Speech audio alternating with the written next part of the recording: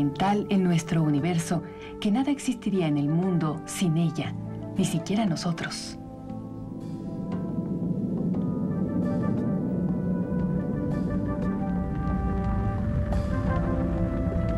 Al principio, los humanos descubrieron el magnetismo como un pequeño milagro, una piedra oscura que atraía el hierro con una fuerza invisible.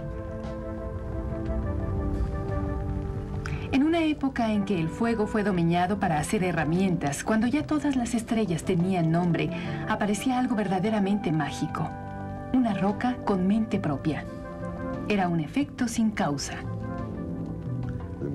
Cuando nació la ciencia, lo hizo en la colonia griega de Melitus, 650 años antes de Cristo, en un jueves por la mañana o algo así. La gente empezó a buscar una explicación lógica para este complejo mundo. Las calamitas, piedra y man eran parte de esta curiosa complejidad. La calamita es un metal ferroso, un imán natural. Los griegos hallaron depósitos en la provincia de Magnesia, origen del nombre que se le dio. Hipócrates, al tiempo de inventar la medicina, pensó que algo tan raro como la calamita debía ser bueno para algo, así que le atribuyó poderes curativos. En la Edad Media, la calamita era famosa por aumentar la elegancia y el encanto, amén de restaurar la armonía marital.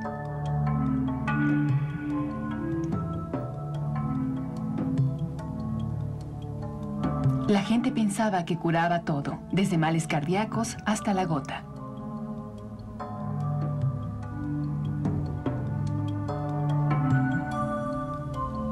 Los marinos hablaban de leyendas de naves hundidas a causa de que las montañas de calamita les extraían los clavos del casco. En 1269, Petrus Peregrinus comenzó a explicar la magia. ¡Tarán! Explicó que toda calamita, si rotaba libremente, apuntaba a la misma dirección. Esta roca tiene propiedades muy especiales y resulta que es verdad. Peregrinus también demostró que la roca podía transferir su poder magnético a una aguja de hierro común y corriente. Se colgaba en el puente y los marinos podían navegar al norte. Los viajeros ya no tenían que depender del sol y las estrellas como guías. Magnetice un pedazo de hierro, colóquelo sobre un pivote y ya tenemos una brújula, lista para guiar a un marino dominguero por la bahía o a Colón hasta el Nuevo Mundo. La piedra le reveló a Flavio su amor secreto por el polo, pero este se lo reveló al marino.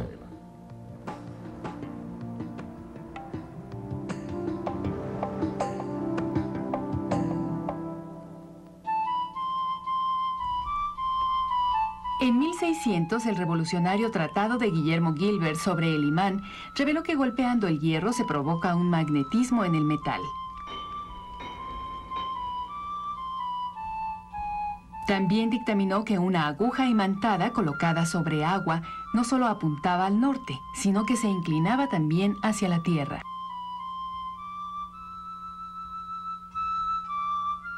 La aguja parecía querer alcanzar algo. Para Gilbert, esto significaba que la Tierra tenía un alma magnética. Y estaba en lo cierto. La Tierra en sí es un imán gigantesco.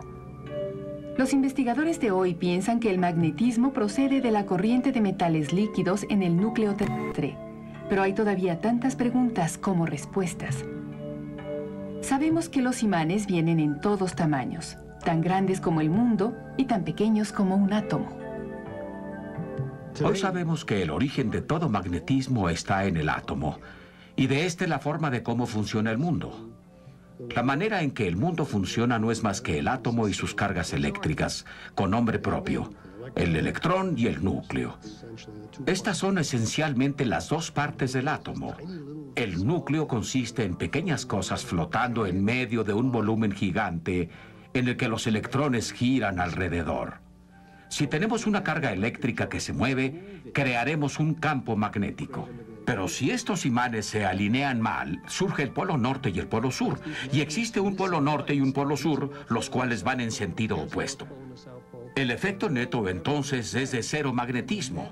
Y esos son la mayoría de las sustancias. No tienen magnetismo. Pero en algunos metales, como el hierro, se alinean grupos de átomos que orientan sus polos en la misma dirección. Estos grupos se llaman dominios magnéticos o regiones de imantación uniforme. De pronto tenemos una acumulación de todos los polos norte por un lado y todos los polos sur por el otro. Ya tenemos una barra de imán. Un poco más, mira eso. Puedes ponerle un poco más, luego se sigue igual. De esta forma se puede observar el magnetismo. ¿Qué notas que pasa cuando los deja caer? El campo magnético no es uniforme. Tiene líneas magnéticas invisibles que salen de ambos extremos del imán. Mira esas bellísimas líneas magnéticas de fuerza. La Tierra es un poco grande, pero si pudiéramos rodearla de polvo de hierro, se verían esos lazos de fuerza magnética. Como todos los imanes, las líneas del campo de la Tierra convergen en sus polos magnéticos. Ese campo es el que nos protege de la radiación cósmica. Como el Sol es una estrella grande y poderosa, está constantemente proyectando un chorro muy poderoso de partículas cargadas que vuelan a través del espacio. Y allá donde tocan el planeta Tierra puede dañarnos la radiación que causan, nos puede provocar cáncer en la piel, cataratas, etc. El campo magnético de la Tierra canaliza esas partículas cargadas y actúa como barrera para prevenir que ataquen la atmósfera. Sin embargo, el campo terrestre se sumerge en el polo norte y en el polo sur. Cuando estas partículas cargadas llegan a la atmósfera, la ionizan, fabrican un débil plasma como el que vemos aquí. Plasma, un gas supercaliente en el que los electrones son separados de su núcleo. Estos velos de plasma son lo que vemos en la maravillosa luz que llamamos la aurora boreal. Estas cortinas de luz vivieron en las leyendas de la gente del norte. Los Inuit de Alaska pensaron que la aurora boreal representaba las batallas celestiales. Los alemanes del siglo XVI creían que el cielo estaba en llamas. Para los Chukchi de Siberia, las almas de sus difuntos vivían en la luz.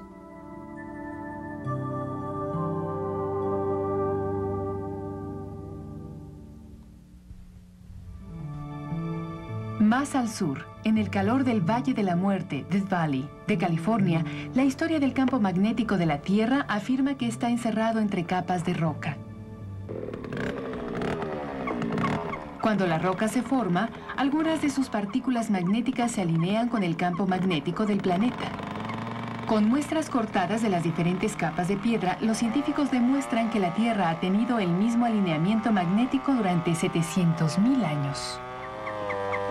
Pero al ir una capa más abajo, las rocas revelan que ha habido épocas en que las agujas de las brújulas no habrían apuntado al norte. Una de las cosas más extrañas en el magnetismo puro es la inversión magnética.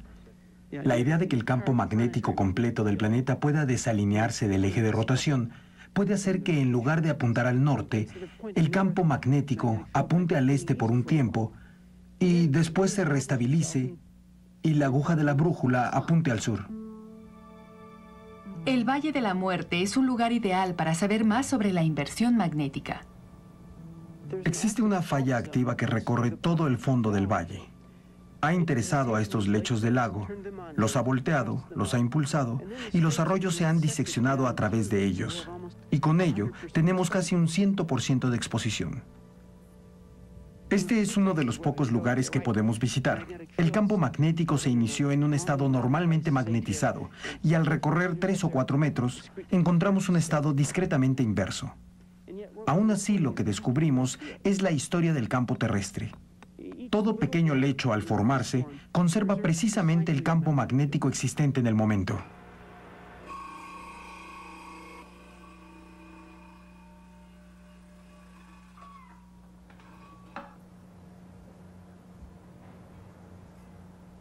Las muestras del núcleo se analizan en un magnetómetro para determinar la fuerza y dirección del campo magnético. Los investigadores usan esta información para trazar un mapa geomagnético que muestra la historia de las inversiones en el campo de la Tierra. Lejos del Valle de la Muerte hay otros lugares para estudiar el geomagnetismo. Los volcanes. El magma derretido que surge de las cámaras interiores de la Tierra alcanzando grandes alturas. Cuando se enfría, atrapa las huellas no solo del campo magnético de la Tierra, sino de cómo se formaron los continentes. Es el magma líquido que se posiciona, se solidifica y luego se enfría. Estos granos se vuelven magnéticos, pero lo importante es que al hacerlo se encierran en direcciones magnéticas paralelas al campo de la Tierra a la sazón. Bajo la superficie, la lava fría encierra la información magnética al crear un nuevo lecho marino. A través de millones de años, se forma un patrón de líneas que crea la línea del tiempo de la inversión en el campo de la Tierra. Estos patrones le dicen al geólogo que a medida que las nuevas líneas se van formando, los continentes van separándose. Estas observaciones han conducido a un importante avance en la comprensión de cómo funciona la Tierra, la teoría de las placas tectónicas.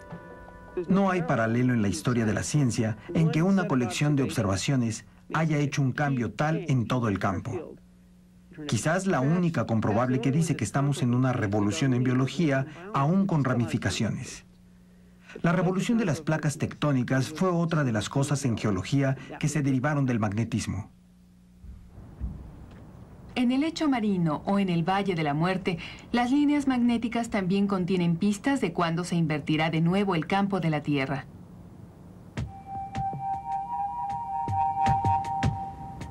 Los estudios indican que estamos en un periodo en que el campo magnético está declinando con rapidez, un 15% desde 1670. Si continúa esta tendencia, la Tierra puede perder todo su campo magnético en unos 2000 años.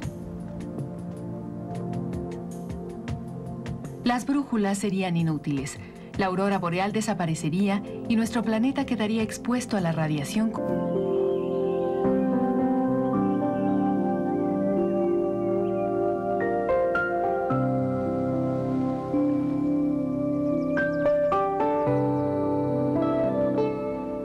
Si observamos a nuestros conciudadanos terrestres, todos parecen saber a dónde van, pero ¿cómo lo saben? El biomagnetismo puede ser la respuesta.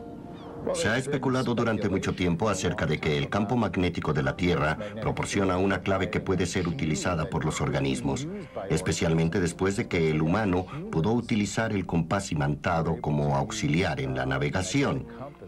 La gente especulaba que el campo magnético de la Tierra también podría dar la clave a otros organismos en la navegación por todo el mundo. El misterio de cómo navegan los animales es un problema grande en biología sensorial. ¿Cómo sabe hacer esto un animal? Varios grupos de biólogos han estudiado esto y se ha descubierto que los animales son extremadamente listos. Las palomas, por ejemplo, pueden oír sonidos en frecuencias más altas y más bajas que los humanos. Pueden oír las vibraciones del puente de Nueva York y hacer ahí su nido. Pueden ver patrones de luz polarizada en el cielo y tienen una brújula solar.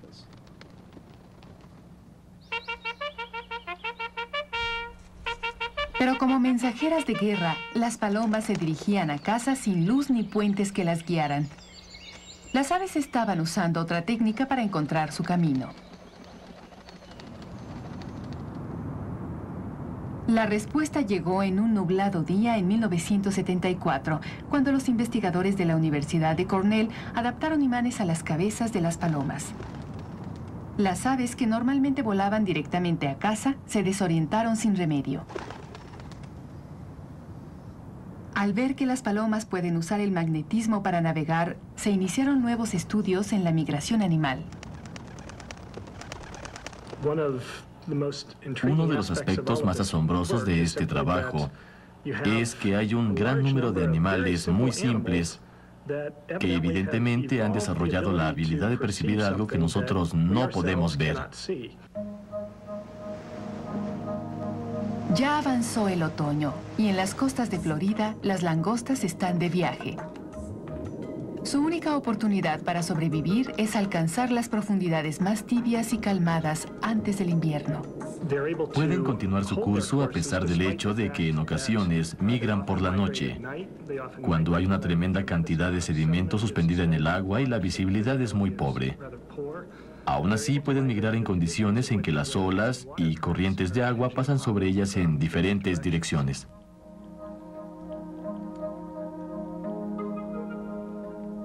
Para averiguar si las langostas tienen un sentido de magnetismo, Ken Lohman adaptó un tanque donde puede controlar el campo magnético. Una vez en el tanque, la langosta suelta se orienta basándose en el campo existente en el tanque. Solo tenemos que esperar a la última langosta. Esta langosta busca el norte. Cambiaremos el campo en 5 segundos. Nada desvía de su curso a la criatura hasta que se invierte la dirección del campo magnético.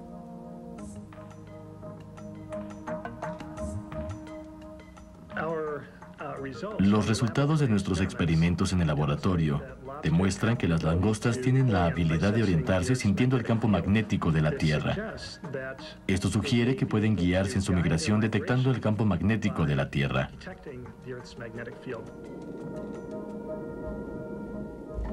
Libres del control de Ken Lohman, las langostas hacen lo que tienen que hacer: una danza migratoria a lo largo de las líneas magnéticas de fuerza.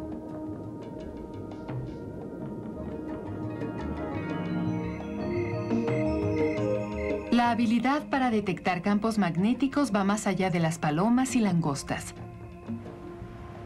Cientos de animales parecen ser sensibles al magnetismo. Este sexto sentido puede ser originado en los minúsculos granos de calamita o magnetita hallados en el cerebro del animal.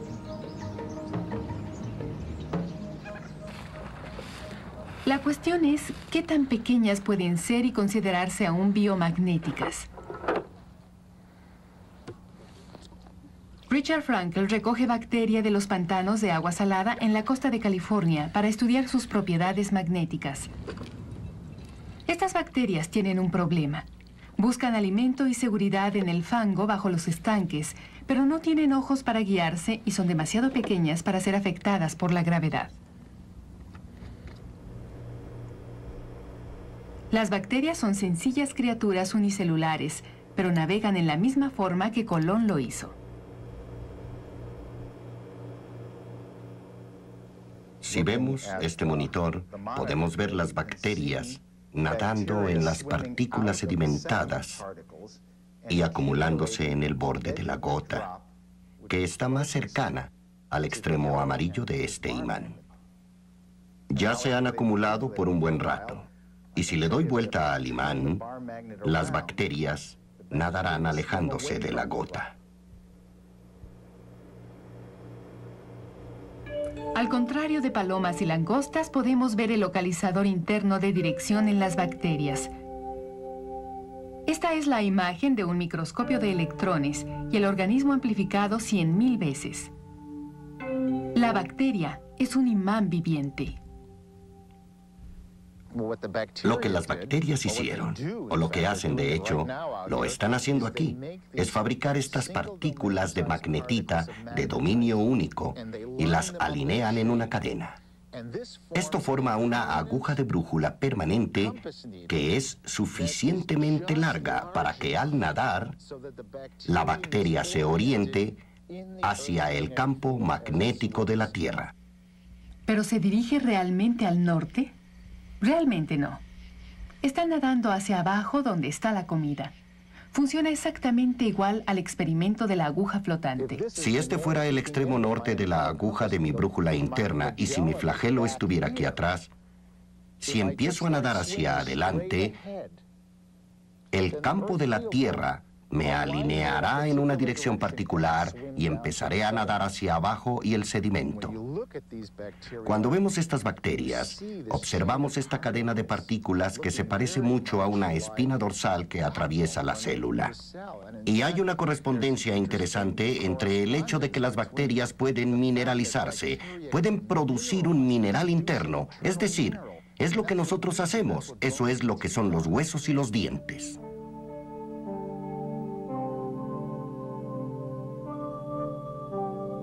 Es casi una idea divertida. Pero pudiera ser que el sistema esquelético que tenemos en nosotros haya evolucionado en esta bacteria magnética para mantener los imanes en línea. Si ese fuera el caso, sería una conclusión absurda. Y quizá no estaríamos aquí si no fuera por un campo magnético que dirija esta evolución. Si debemos agradecer nuestra espina dorsal a los microbios magnéticos, ¿será posible que también tengamos brújulas internas? Cuando no está escarbando en el Valle de la Muerte, Joe Kirschvink está en su laboratorio diseccionando tejido de cerebro humano en busca de magnetita. La encuentra, imanes miniatura entre las neuronas. El descubrimiento de un material permanentemente magnético en el tejido humano es una sorpresa. Si tomo un imán, generalmente no se pegará a mi cabeza o a mis dedos. Y la presunción es que probablemente no hay nada ferromagnético ahí, pero igual nadie lo ha buscado.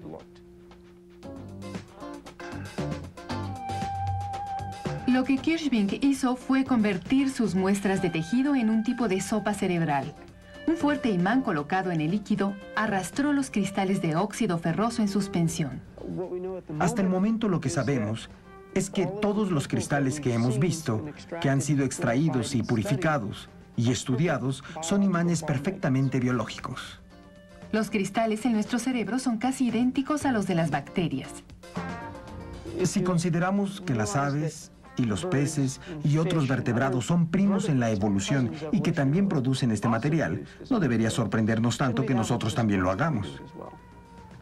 Son nuestros antecesores. Así que tenemos imanes en el cerebro, pero no parece que haya suficientes para hacernos útiles o servir a algún propósito como seres humanos.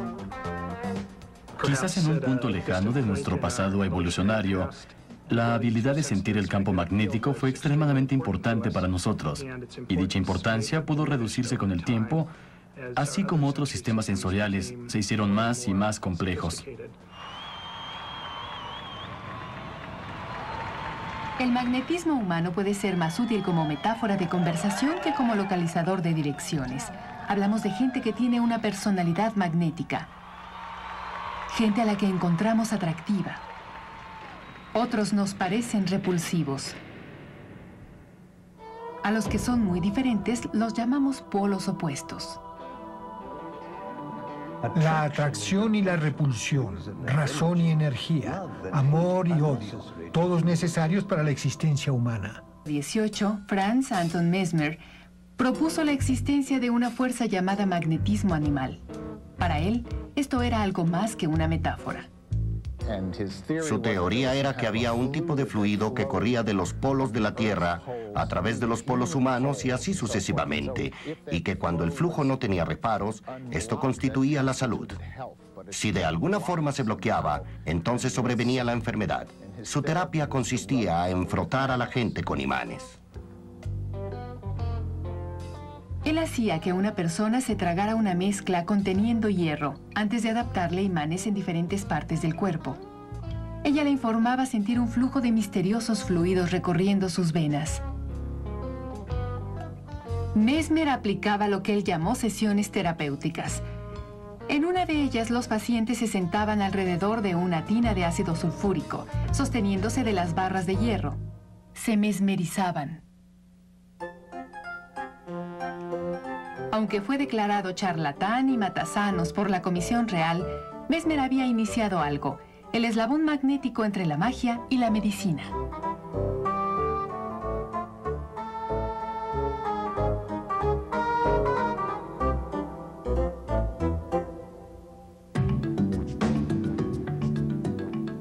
$200 años después llegó un aparato que puso a trabajar al magnetismo para la medicina.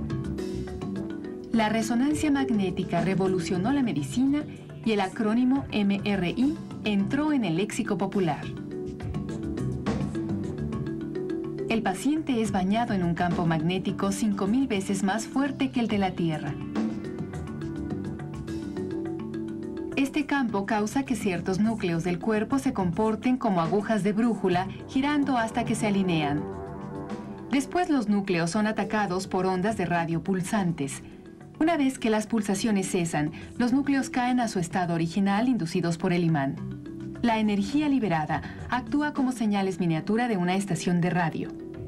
Estas señales pasan a una computadora donde se traducen en una imagen.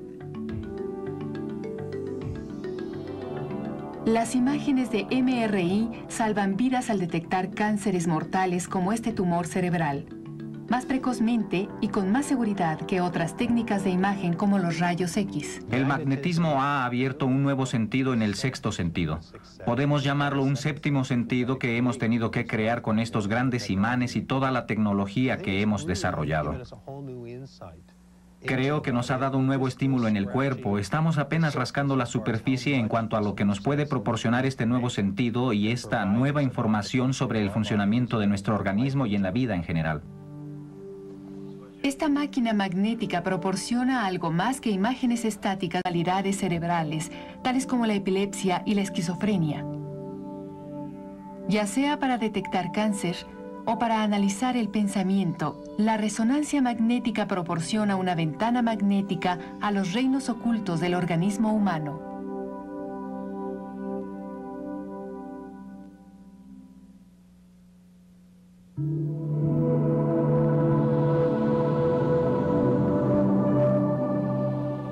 El magnetismo es más que una fuerza invisible que protege la Tierra y que guía a sus habitantes.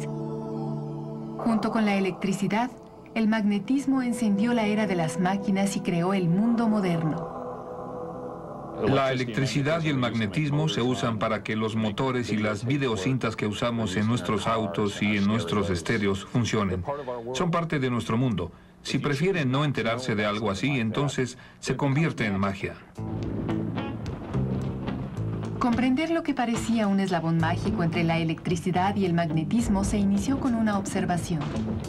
Cuando los barcos reciben un rayo, las brújulas a bordo se vuelven locas.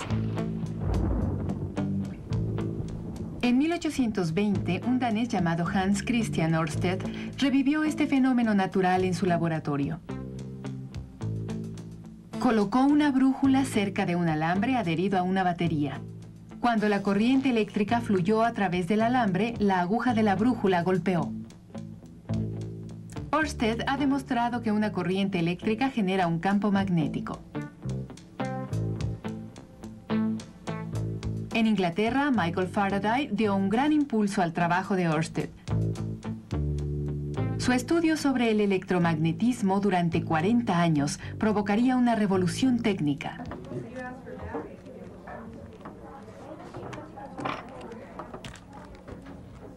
Primeramente, Faraday demostró que un alambre colocado cerca de un imán gira cuando una corriente eléctrica fluye a través del alambre. Ese fue el principio del motor eléctrico. ¿Lo tenemos? ¿Lo tiene? Sí. Tenemos un motor. Años después, Faraday realizó su segundo hallazgo. Descubrió que moviendo un imán dentro y fuera de una espiral de alambre, se crea una corriente eléctrica en el alambre. Ese fue el principio del generador eléctrico. La energía mecánica podía convertirse ahora en energía eléctrica y la energía eléctrica en energía mecánica. Amanecía un nuevo mundo. El desfile comenzó.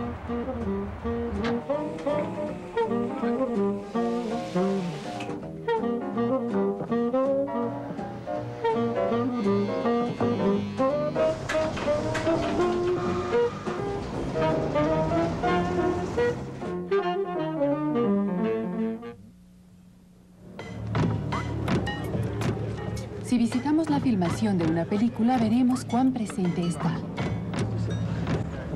Bien, ¿cómo está el auto? ¿Nos gusta el auto? Está sentado, ¿no es así, Matthew? No, estoy de pie. ¿Estás de pie? Estoy de pie ahora. Hemos pasado de la era de las máquinas a la era de la información.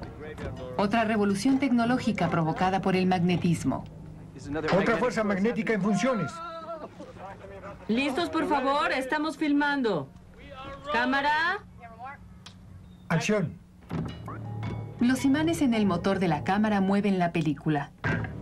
Los audífonos tienen imanes que mueven los pequeños diafragmas metálicos para reproducir el sonido.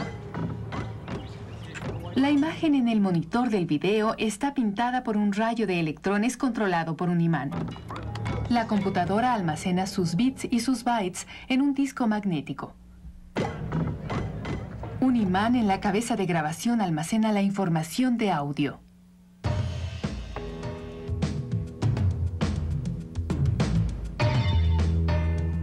Es interesante reflexionar en el hecho de que una cucharadita de polvo de orín cubriendo el disco flexible y las cintas de vídeo puede almacenar más información que todas las tablas de arcilla del antiguo Egipto. La cinta de audio, los discos de computadora y los videocassettes, todos almacenan la información magnéticamente.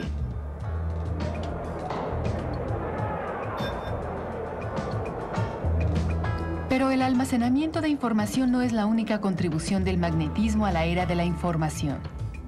Las ondas electromagnéticas nos permiten transmitir esta información al resto del mundo. La función más importante del magnetismo es que puede transportar energía a través del universo. No sentiríamos la radiación del Sol si no hubiera ondas electromagnéticas para transmitirla. Los campos eléctricos y magnéticos que vibran en ángulo recto con relación al otro crean las ondas que transportan las señales de radio y televisión al espacio. Incluso la luz viaja en forma de onda electromagnética. La luz es una vibración donde la parte eléctrica cambiante induce a una parte magnética, que induce la parte eléctrica, que induce la parte magnética. Todo se sigue reinventando saliendo en una línea, y eso es lo que procede del Sol, es el electromagnetismo que nos llega. La fuerza unificada del electromagnetismo que hace que el motor funcione también transporta la luz y energía que mantiene la vida en la Tierra.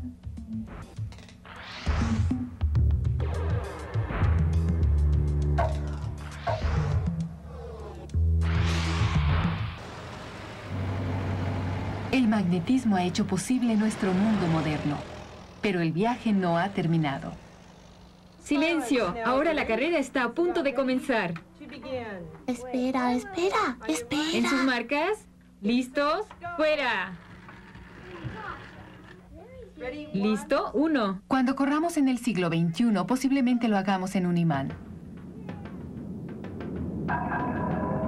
Este no es un tren ordinario. Es un vehículo de levitación magnética conocido como maglev, una máquina que usa imanes para volar. Coloque dos terminales norte de un imán juntos y se rechazarán. La fuerza que impulsa un auto de juguete puede también levantar un maglev de 50 toneladas sobre sus rieles. Los fuertes imanes del vehículo provocan fuerzas repelentes en la vía de aluminio, al igual que su rostro se refleja en un espejo. No hay interacción entre un imán permanente y el aluminio porque el aluminio no es magnético.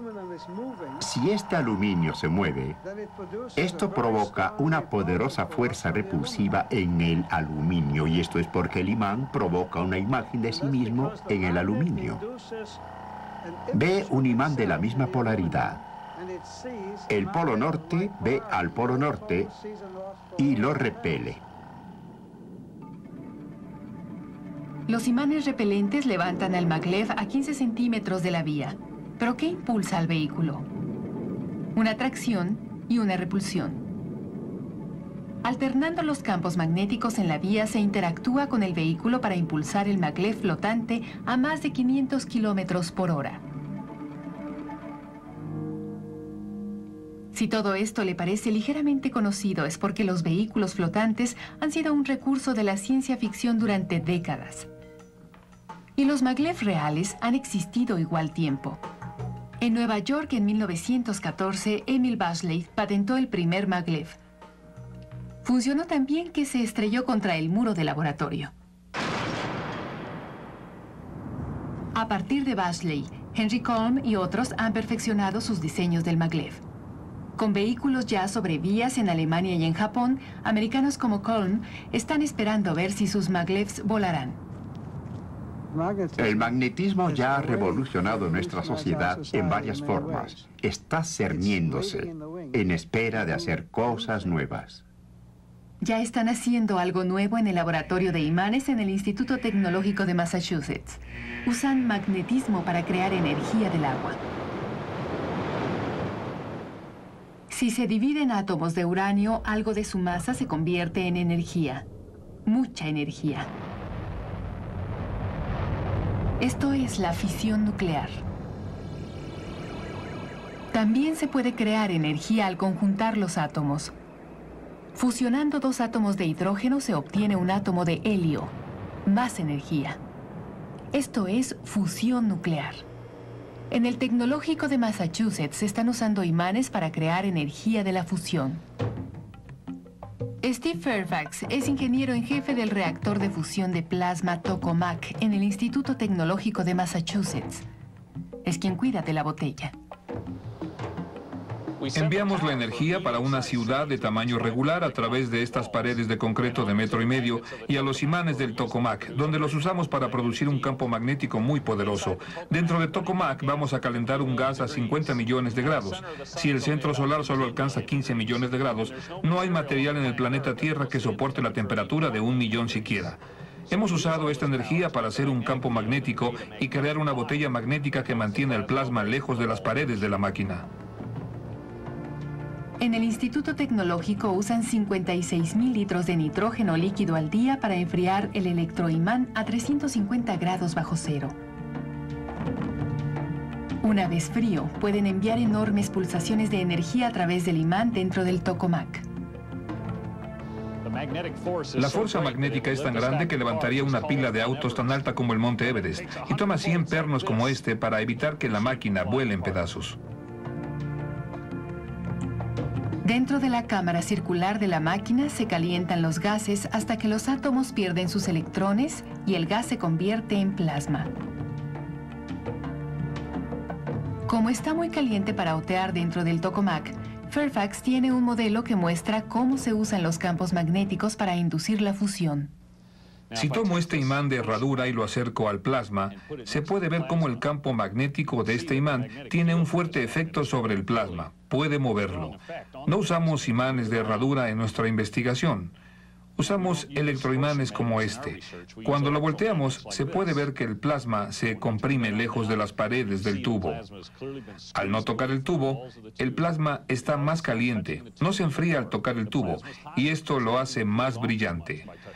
Este es el mismo principio que usamos en nuestra máquina, solo que este plasma únicamente alcanza a unos miles de grados y nuestra máquina tiene temperaturas de 50 millones de grados. El Tokamak requiere ahora de más energía que la producida por la fusión, pero cuando alcance 50 millones de grados, estarán un paso más cerca de producir energía para iluminar al mundo. Energía para reemplazar combustibles fósiles. Energía económica. Significa que tendremos la forma de extraer energía del agua de mar sin causar contaminantes por elementos combustibles radiactivos desechables. Solo produciremos energía pura y luz. Ese es el sueño.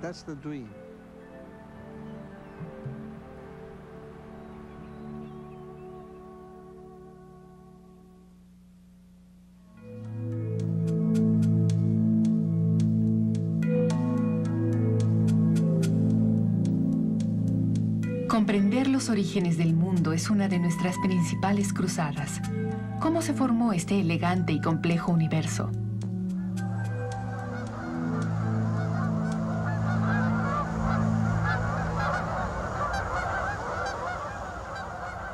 En Fermilab, cerca de Chicago, están utilizándose imanes para imitar los momentos de la creación. Aquí descubren que el magnetismo no es solo herramienta del hombre. La fuerza electromagnética en sí es la clave para descubrir los misterios de la creación. Si observamos desde la punta de este edificio, vemos un gran círculo de 6.5 kilómetros de circunferencia. Las partículas nadan en el círculo. ¿Qué podría ser lo que hace que vayan por ahí? Les daré 26 oportunidades para que descubran lo que provoca que las partículas vayan en el círculo. Los imanes. Los imanes forman un acelerador circular y expulsan partículas atómicas en una extensión de 6.5 kilómetros, 50.000 veces por segundo. Cuando estas partículas chocan, se forma una gran explosión Big Bang miniatura. Del escombro surge una imagen de cómo se inició el universo. Con la gran explosión pensamos que el mundo era prístino y simple. Una partícula, una fuerza, quizás la fuerza y la partícula eran lo mismo. Y cuando se enfrió el universo, se hizo más complicado. Hoy en nuestro universo solo hay 4 fuerzas fundamentales. La gravedad, que es lo que mantiene a planetas y galaxias en su lugar. La fuerza fuerte mantiene juntos a los núcleos atómicos. La fuerza débil causa la lenta desintegración de los núcleos atómicos. La fuerza electromagnética une a los electrones con los núcleos y ata a los átomos en moléculas. La teoría que uniera las 4 fuerzas representa el santo grial para los físicos. Einstein pasó 30 años de su vida tratando de conectar la gravedad de la fuerza prima que mantiene la Tierra en su órbita alrededor del Sol y hace que las manzanas caigan del árbol y cosas así. Gravedad y electromagnetismo tratando de combinarlos y unificarlos. No tuvo éxito, pero el objetivo de unificación sigue con nosotros.